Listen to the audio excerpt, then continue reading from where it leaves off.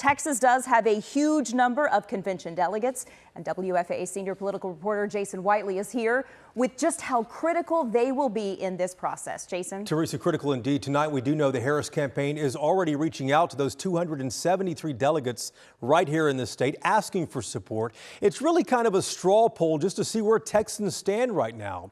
And we asked many of the same questions the campaign did tonight and discovered Texas Democrats are in two distinctive groups. I shall not seek, and I will not accept. Not since 1968, LBJ has a sitting American president not run for re-election. Sunday, a little more than 100 days until the election itself, President Joe Biden ended his campaign, now endorsing Vice President Kamala Harris to take over the ticket. What's happening inside the Harris campaign right now? What is happening in real time is that they are on the phones. You better believe that. Who are they calling? They're calling donors. They're absolutely calling party insiders, and they're calling delegates. Jane Hamilton ran Biden's 2020 campaign in Texas. She says that she thinks Democratic delegates will make Harris the nominee. Financial donors, though, they are a different story. Donors seem to not necessarily be aligned. My message to them would be get on board.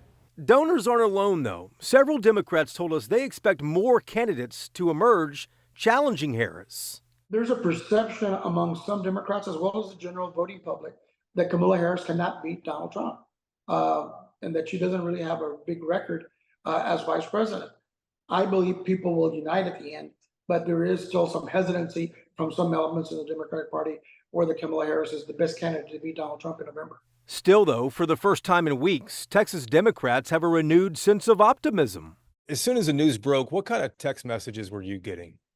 Oh my God. I got so many text messages from friends, from supporters. What were they saying? How can I get involved? How can I give? Dropping Biden and promoting Harris does help Democrats flip the script on Republicans. Democrats are now making age an issue, saying Donald Trump is now the oldest presidential nominee in U.S. history. Still, Sunday's historic decision by President Biden shows just how consequential that June debate turned out to be. Listen, Texas Republicans tell me Harris owns Biden's record. Changed the name at the top, they say, but the issues remain the same. Still, though, Republicans are having to reset themselves here.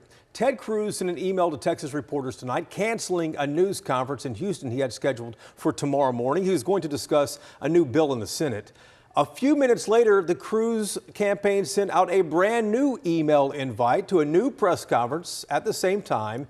This time, though, Teresa, to talk about Kamala Harris. Republicans clearly concerned about today's historic development and exactly how it affects their campaign moving forward. Okay, Jason, we know some state delegations like Tennessee, North Carolina, South Carolina, those delegates voted tonight to endorse Harris, but it's not a done deal. So who are some potential challengers to her? Yeah, there are a number of them being talked about. Illinois Governor J.B. Pritzker is one of them.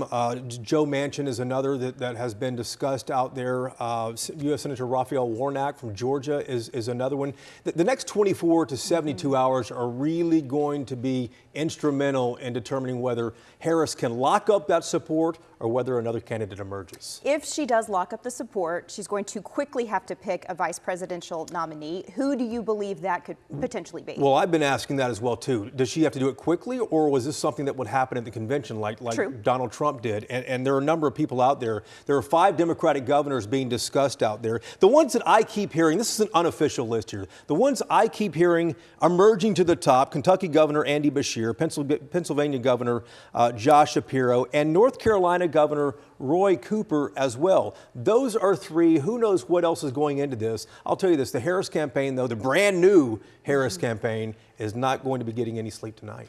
You mentioned earlier Republicans scrambling tonight. We know that there are already some PACs who are dropping campaign ads attacking Vice President Harris. Why did they seem to want to run against Joe Biden instead of Kamala Harris? There's no question Republicans wanted to run against Joe Biden. I mean, a few things are simple here. He had a clear record of being in the White House for 4 years. He appeared to be showing his age, as everyone else noticed as well, too. It was a much easier case for Republicans to make. Kamala Harris, though, has had a lot less opposition research. Oppo research is what they call it. So you can bet that the campaigns are going to be working, the Republican campaigns and Republican candidates will be working through the weekend, through this week, trying to define her and start making a case against her as well. Yeah, all right, a lot to watch for in the coming days. Jason, thank you Sure. so much for being with us on a Sunday night and giving us all of your expertise.